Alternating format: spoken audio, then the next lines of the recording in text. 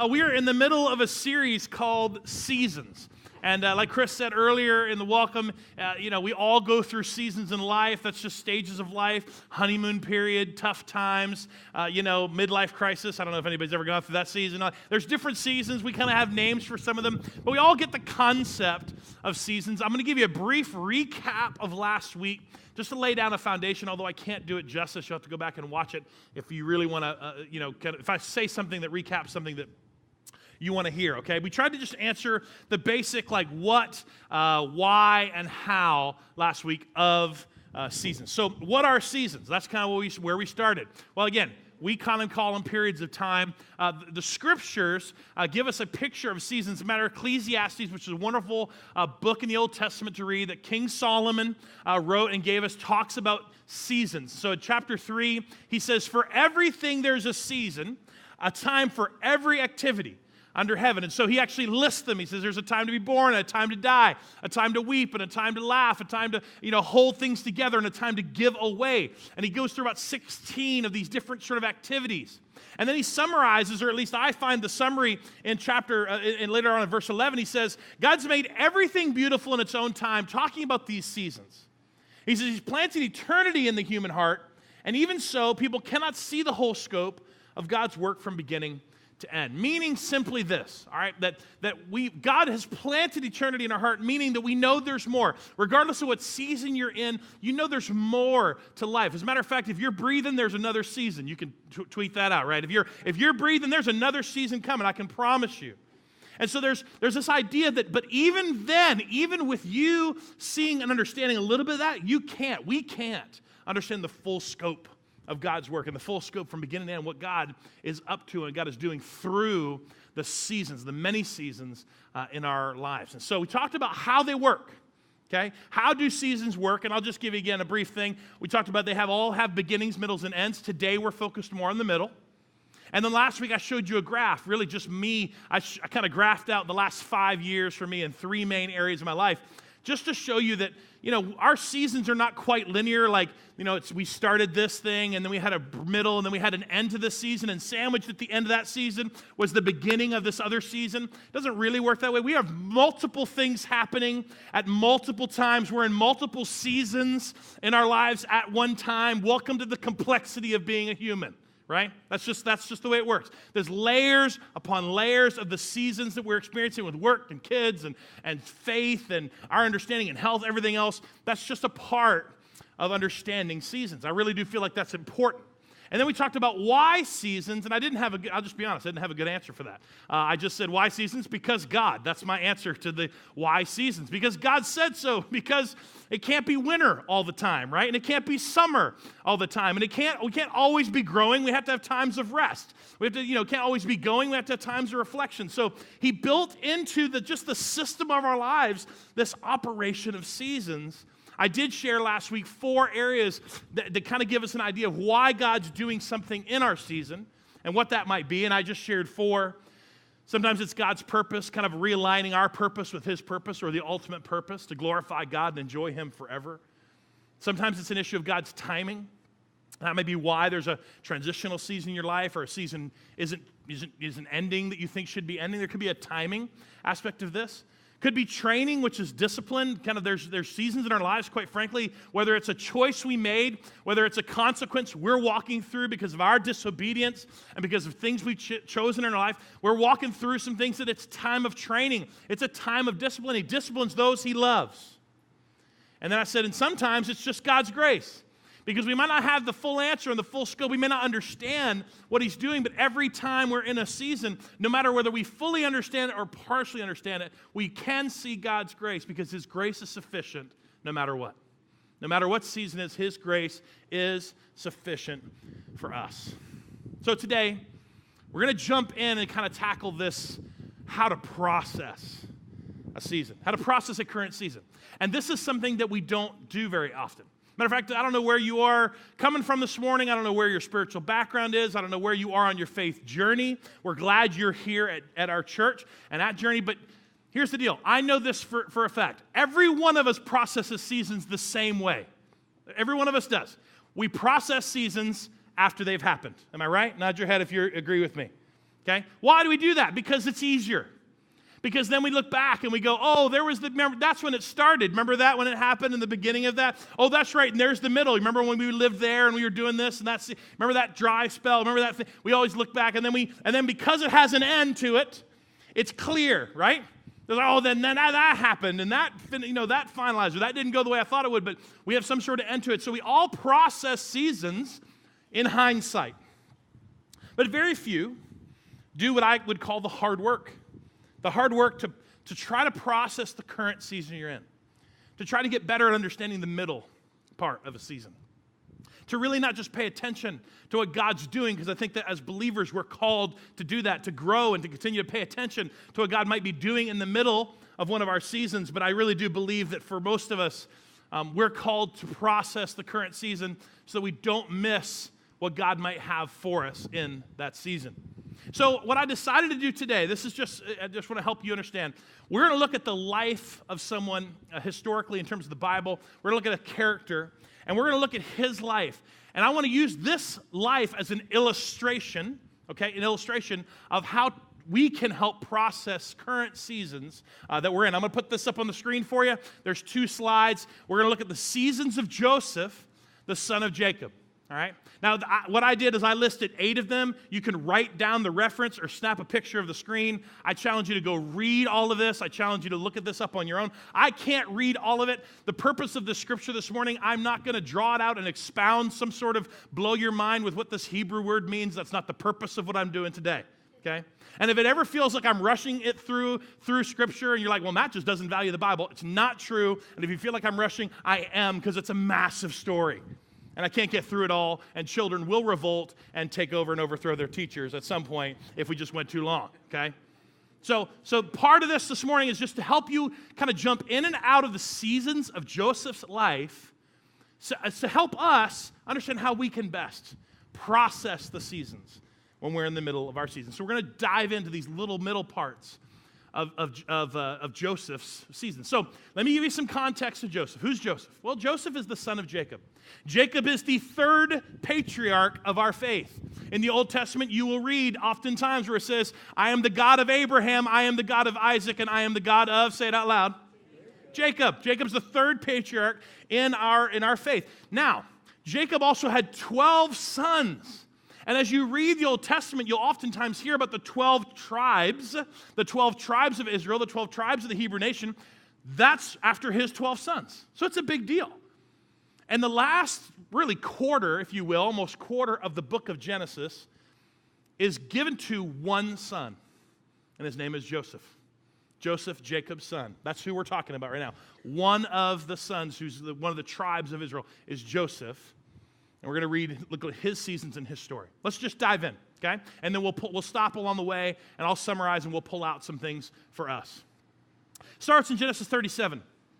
And I have below, the seasons that we listed earlier, the seasons that I just kind of categorized in. It says, Jacob settled again in the land of Canaan where his father had lived. Isaac had lived as a foreigner. And it says, this is the account of Jacob and his family. When Joseph was 17 years old, he often tended his father's flocks. He worked for his half-brothers and sons of his father's wives, but Joseph reported to his father some of the bad things his brothers were doing. I want you to see these words, that Jacob loved Joseph. Okay, he did. Jacob loved Joseph more than any of his other children because Joseph had been given to him, and he'd born in an old age. So one day Jacob made a special gift, made for Joseph a beautiful robe. You might have heard this as a coat of many colors. It's different translations of what it is. It says, but his brothers hated Joseph. Why? Because their father loved him more than the rest of them. They couldn't say a kind word to him. Now, we're not going to justify the brothers' behavior, but I do want to set the context up. Again, middle of the story. You do see that Joseph is loved by Jacob. Joseph is experiencing the love, if you will, of an incredible father who loves him. Now, one of the reasons is because Jacob, I don't know how it works. Jacob is not the baby, but because there's 12 kids, he's second to last, so he's one of the babies. Nod your head if you're with me, right? He's one of the babies. You have 12 children. I don't even know how you keep up with who the baby is, okay? He's one of the babies, okay? Now, you don't really get the context. If you read the story on your own, you'll see that, you don't really know if he's socially awkward. We already know he's a tattletale, and he has no trouble with that, And let's just face it, if you have multiple children, all children are liars, but one child lies less than all the rest of them, right? You know who to go talk to if you want to know. Nod your head. You know that's true. You know who to go talk to if you want to know what's going on with the other kids. Every family has that, all right? Now, we know that this is happening because he has these dreams, and God has given Joseph these dreams, and he shares them with his brothers. He's like, we're all out the field. We're bundling some hay, and all of your hay bundles bow down to mine. And he talks one time about this dream he has of stars, and there's 11 brothers, other than Joseph, there's 11 brothers, and there's 11 stars, and they all bow down to him.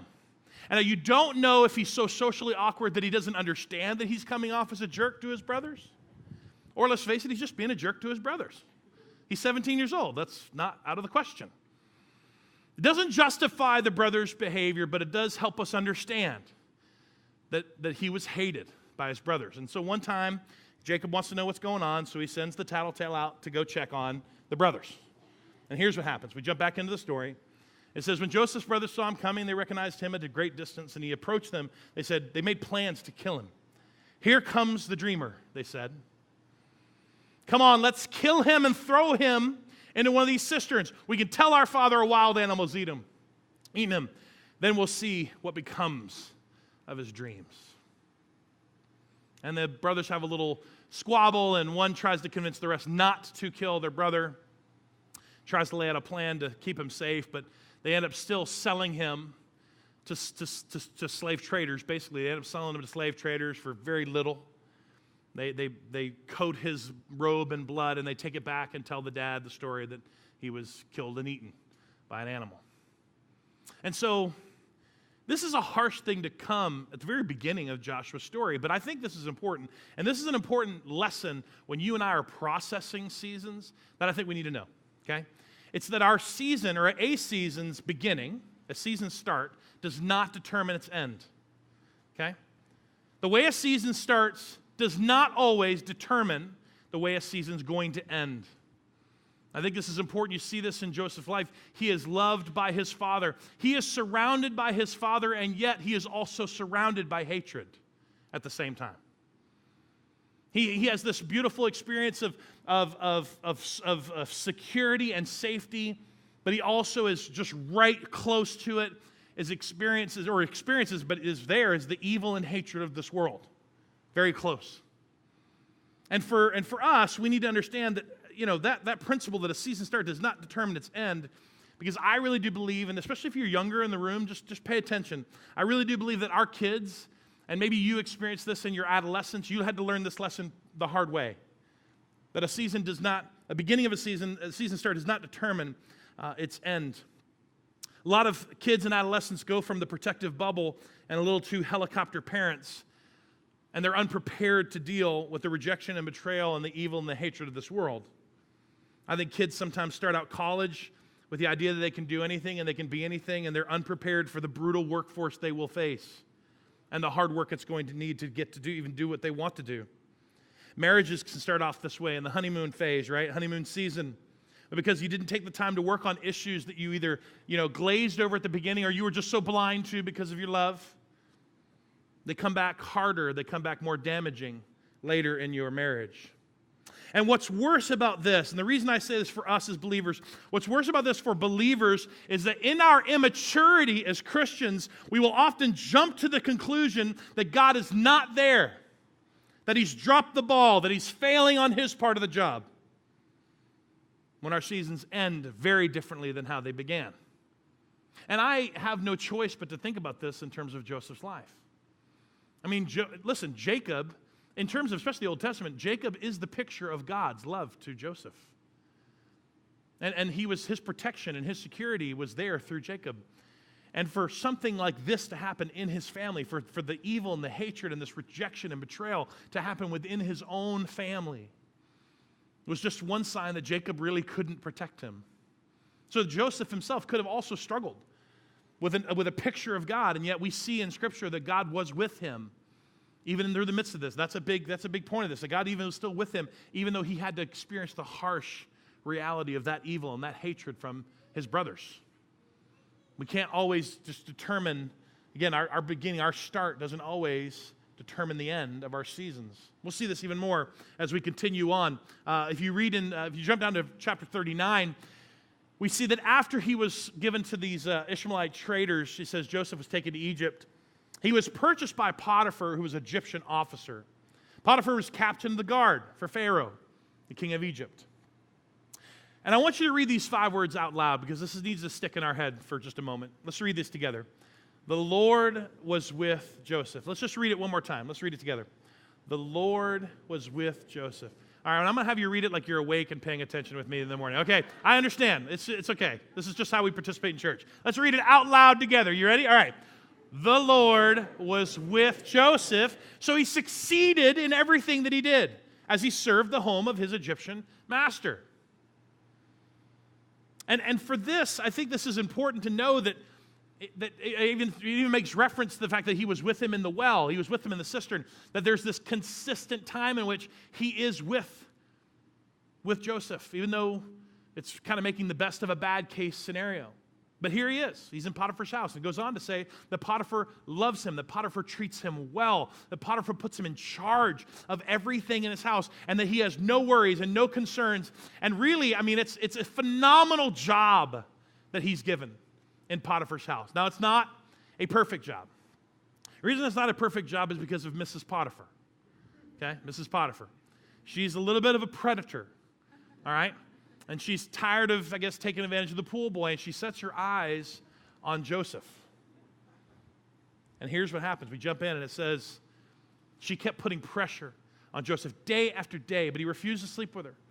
And he kept out of her way as much as possible. One day, however, no one else was around when he went in to do his work. And it says that she came in and grabbed him by his cloak, demanding, "Come on and sleep with me." Joseph tore himself away, but he left his cloak in her hand as he ran from the house.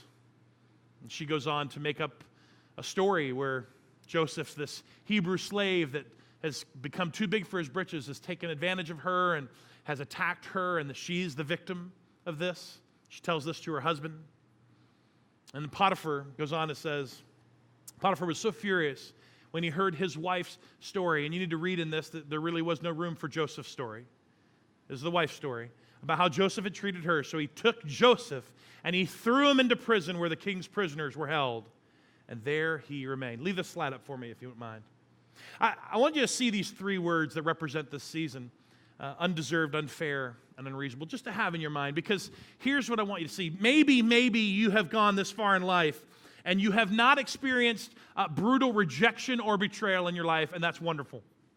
And maybe you can't necessarily identify with being falsely accused in terms of just the outcome happening the same way it was with Joseph, but I think all of us can admit at some point in our lives we have gone through a season that we have felt was undeserved, unfair, and unreasonable.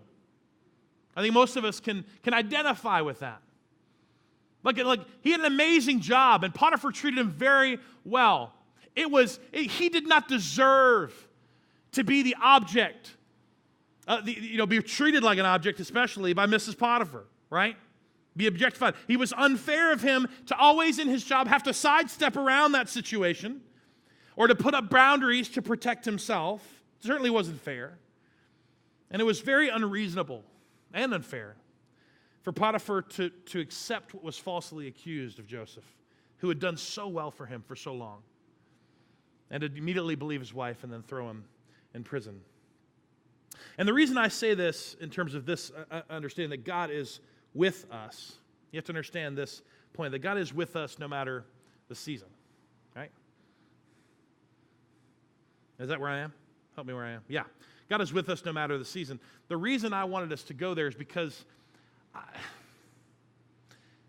when the stuff hits the fan, let me just put it that way. When the stuff hits the fan in our lives, and again, going back to the first point, we believe God's not there. He's dropped the ball. He's not doing what he's supposed to do. He didn't live up to his end of the bargain. Because most of us have been trained from an early age to see God in the good times Okay? To see God in the good times. Why? Because we teach our children, our young people, that He works all things together for good, for those who love God, for called according to His purpose. That, when you experience the blessing, it's from God. When you experience this good thing, it's from God. And we all can, tend to have this leaning that on the mountaintop, we will recognize God because that's where we're grateful and we're appreciative and we praise Him. And let's all be honest that at the moment something hits the fan, the moment we walk through the valley, the moment something fails, especially when it's undeserved, unfair, and unreasonable, we all assume God is not there. Nod your head if you agree, right? Why do we assume that? Because we did everything right. That's why. In our minds, we did everything right. Same with Joseph. We did everything right. We followed the rules. We kept our hands clean. We stayed sober. We didn't do the stuff that our other friends were doing. We went to church on Sunday. We gave to that mission project, right? We did it all right. We took the high road. It still happened. God, where are you? Are you even paying attention? And we believe He's not there. And I wish I could just stop at this point because, honestly, some of you just need to sit on, I could preach on this for another hour.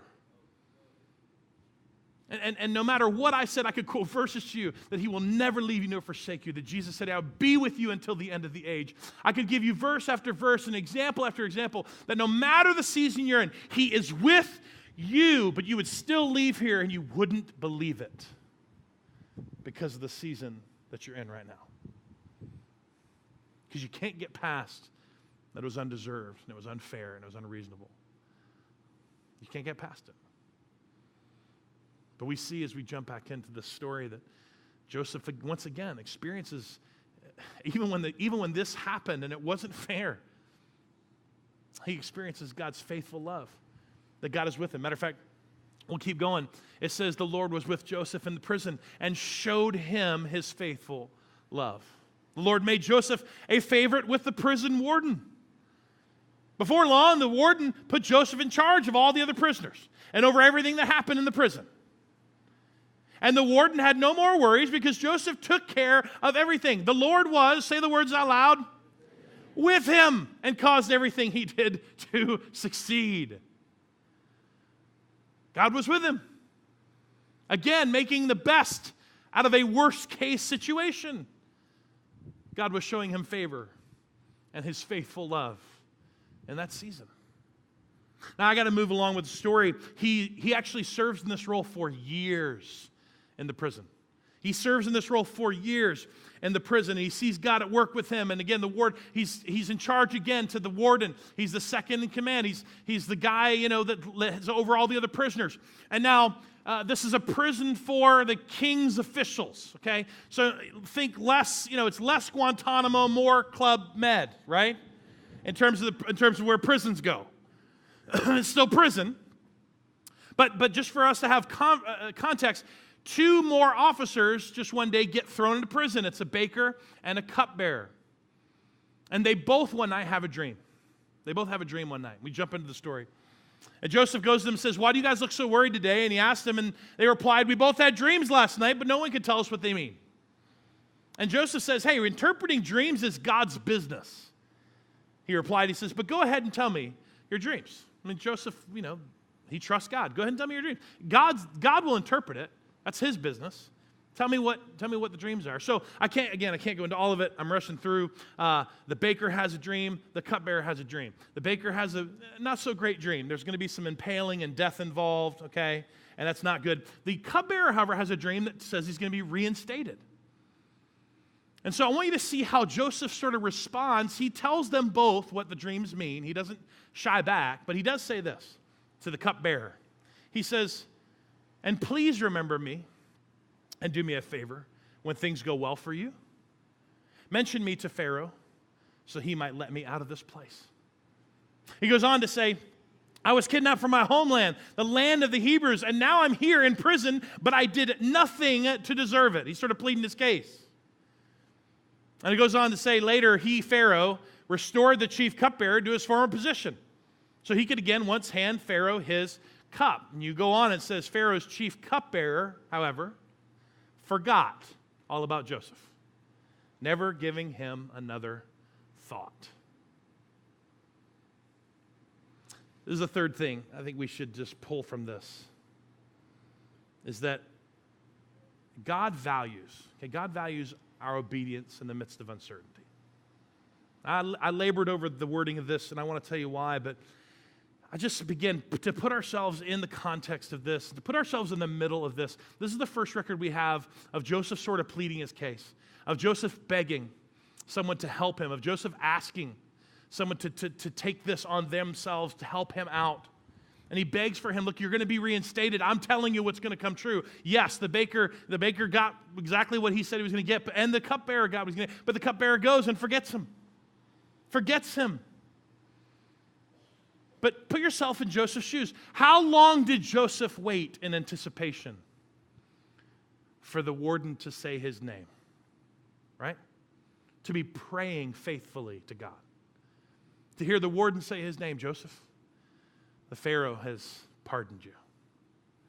You know, in like every Hollywood, prison scene where he walks out in the clothes he had on and between the chain link fence down to the road, right? You guys all picture that with me, right? He walks out, and who's out there at the road but the cupbearer, right? And an old caddy leaning up against an old Cadillac. And they just go hug each other. This is a Hallmark movie, really, but it's like they hug each other and they cry. It's a beautiful moment, right? How long do you think Joseph prayed and prayed and prayed and waited and waited and waited, only to realize he had been forgotten? That's a very, very tough place to be. Again, especially when he did the right thing. Let's get a sneeze coming, sorry. Y'all get that feeling? Okay, I think I'm okay. That's a very tough place to be. To do the right thing, to take the high road, to really work through, again, being in the best possible scenario. I mean, he's still in prison. Best possible scenario in the worst case thing. And to do the right thing and to have this opportunity to have someone plead his case for him. I think what I want you to hear from this is that most of us are more than happy to obey, to surrender, to take the high road, to live God's way when we feel there's some sort of guarantee to the outcome should be what we want it to be. Right? Nod your head if you agree with me. But because we live in such uncertainty, especially in the middle of a season, it's so uncertain. And we place those outcomes in our prayers, and we place those outcomes on God. And then again, when He doesn't come through, when He doesn't deliver on the outcomes, we sacrifice our obedience. Well, I'm not going to do that anymore. I'm not going to choose that way anymore. I'm not going to follow His way. I get it. Listen, I get it. Again, I want you to hear this. It is very difficult. It's very difficult to submit to a spouse, to sacrificially love a spouse when you're in the middle of a marriage crisis and what you're going to do, you feel like it's not even going to be recognized by the other person. It's very difficult to do the right thing at work when it's unseen and you're not even sure that you're going to get the credit for it. Matter of fact, it's more than likely that your boss will get the credit for it and look great, and then when it comes time for review, it will all be but forgotten. It's difficult to tithe and to live God's way financially in our life when we don't have any idea how the bills are going to get met. God sees what no one else sees. That's what I want you to hear. And He values our obedience even when no one else sees it. That we can't be so caught up in only doing it because the outcome. We have to be doing it because He's called us to do it. We have to be faithful. God showed him His faithful love. Joseph in return was faithful to God. In the worst, in the best way, in the worst case scenario, God making the best of his situation. He was faithful and was able to experience some success in that area. And yet he was forgotten. Again, I can't promise you that you won't pray for something, anticipate something, and wait for something, and it be unreceived and all but forgotten. That's seemingly. And guys, I wish you could just sit with us for a minute, but it's 3 years. Okay? It's 3 years. Remember I asked how long do you think Joseph waited? Anticipated? When did he finally realize that it wasn't going to happen? Well, it's 3 years later. 3 years after he interprets the dream, Pharaoh has a dream. Pharaoh has a dream that's so disturbing and so upsets him. He calls everyone in his house, every one of his officials, everybody to the table, tells them the dream, and is just waiting for someone to help him interpret the dream, and no one can do it. And then the cupbearer goes, "Oh, my bad," right? That's what, like everybody's in the cupbearer's moment, you feel it. I was supposed to say something. Do you remember you don't remember the baker before the baker? And me, like you threw us in prison and we had a dream there and this guy in the prison, he's like under the warden, he was able to interpret the dream. And I was supposed to say something. And I feel bad because I was supposed to say something. Again, my bad. But I think he might be able to do the same for you, he tells Pharaoh. So they call Joseph. Joseph, of course, listens to the dream. God gives Joseph the interpretation of the dream, and doesn't just give Joseph the interpretation of the dream. Joseph decides to give, because it's a big issue. There's going to be, it's 14 years this dream spans. 7 years of plenty, 7 years of famine, how it's going to affect the world. Joseph not only tells him the dream, but he tells him the solution of how to solve it and for Egypt to come out on top. And all of a sudden, this is where we jump back in the story. Pharaoh asks his officials, can anyone find, right? Can we find anyone else like this man so obviously filled with the Spirit of God? Rhetorical question. The answer was no. Pharaoh said to Joseph, since God has revealed the meaning of this dreams to you, clearly there is no one else intelligent or as wise as you are. You will be in charge of all my court, and all my people will take orders from you. Only I, sitting on my throne, will have a rank higher than yours. Oh! So I just want to preach this verse. Listen, this is a whole nother sermon, but I want you to just take it away. Just see this. Does anybody else recognize that the place that Joseph served in the last 20 years of his life was second in charge to the person who was ultimately in charge? Everybody recognize that? Only to be trained and set up to be the second in charge to the one who is ultimately in charge. Does that not somehow fill you with an understanding that we are in charge of the mission that Christ left us here to do? And we answer to the one who's ultimately in charge of everything. That we have that same role. It's beautiful. It's beautiful what God was doing in the story. And again, think about everything, there's no other way to say this, but hashtag finally, right? It's just one of those moments like everything's coming up Joseph, right? That's what's happening. It's 7 years of plenty, and Joseph is in charge, and he does everything, and God gives him success again in everything that he's doing. Then the famine starts, and again, they're coming out on top. Side flash back to Canaan. All right, and it goes on. We're going to jump back in where it says, Jacob heard that grain was available in Egypt, and he looked at his son and said, why are you standing around looking at one another? That's a dad statement, isn't it? Isn't that great? Why are you dummies looking at each other? And yeah. He says, he heard there's grain in Egypt. So he says, go down there and buy enough grain to keep us alive, otherwise we'll die. So Joseph's 10 older brothers, Benjamin stayed behind, the baby. He said, Joseph's 10 older brother went down to Egypt to buy grain. Then in verse 6, he says, since Joseph was governor of all Egypt and in charge of selling the grain to all the people, it was to him that his brothers came. And when they arrived, they, say the word, bowed before him with their faces to the ground. Fulfillment of a dream when he was 17 years old. Joseph recognized his brothers instantly, but he pretended to be a stranger and spoke harshly to them. I have to fill this in, okay? I want to bring out the point, and then let me fill it in, then I'll bring out the point. I can't read it all, but you're going to go into this section where you understand that Joseph, he puts his brothers to a test because they make a comment about being remorseful, They didn't use the word karma, but they kind of believe that, hey, what we did to our brothers coming back on us. And Joseph hears this and understands it in their language, in the Hebrew language, and doesn't tell him he knows. And he kind of puts his brothers through several tests to sort of just see if they really are repentant, if they really are remorseful. And you can tell he's torn. He's living with huge tension. There's several times as you read that he goes away and just weeps because of what he's dealing with seeing his brothers again. But here's what I want you to draw out from just the end of this story. It's not really the end of the story, but here's what I want you to see. Not only does God value our obedience in the midst of uncertainty, that, listen, you have to understand this. Each season, right, each and every season we're in gives us opportunities for success and failure. They really do. I don't want you just to see this because it's so easy in Joseph's life to see this when he was in the valley.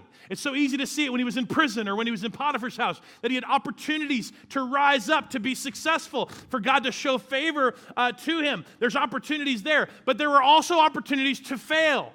There was also opportunities that would, if he chose to live his own way or chose to do his own thing, that he would have failed. I mean, he was in a situation with his brothers. Like, he couldn't have been in a more powerful situation to act out justified vengeance on his brothers. The kind that, later on when he told stories at dinner parties, everyone would have said, absolutely, man, Joseph, I would have done the exact same thing.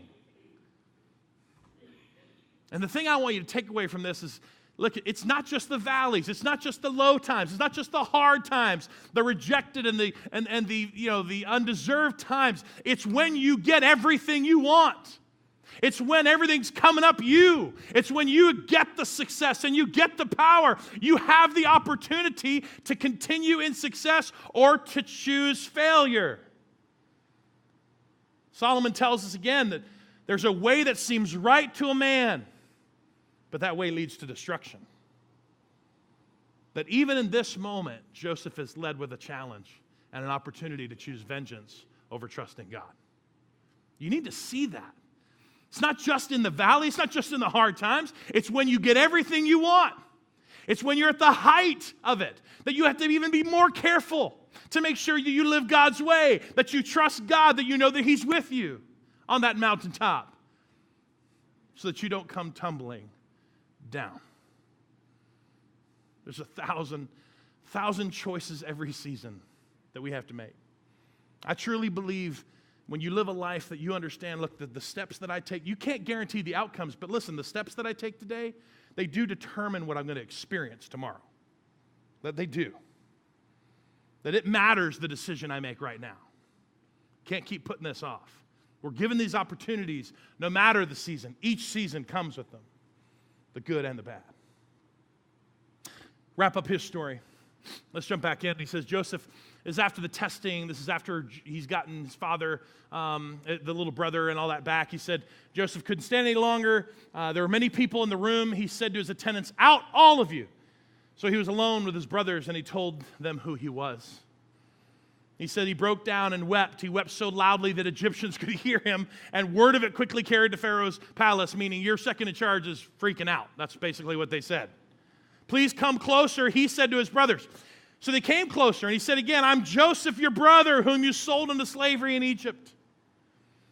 Don't be upset, and don't be angry with yourselves for selling me to this place." And I love this sentence. "It was God who sent me here ahead of you to preserve your lives." That's such a statement of maturity. It was God who sent me here.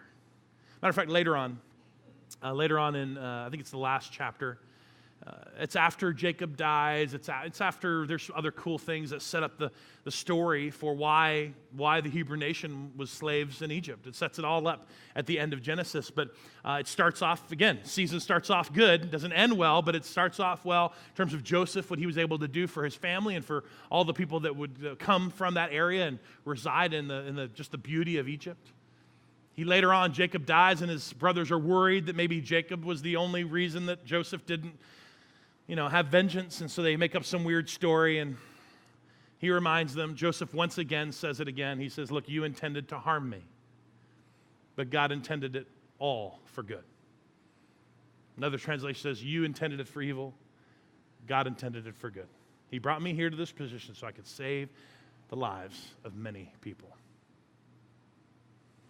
So I take you through that story I know it's so much of a story to kind of get through this morning, but I take you to that story just to remind you that in the midst of all these seasons, it's too easy to read Joseph's story and go from the very beginning and go to the very end and go, oh, that's cool. Look at that season in Joseph's life. No.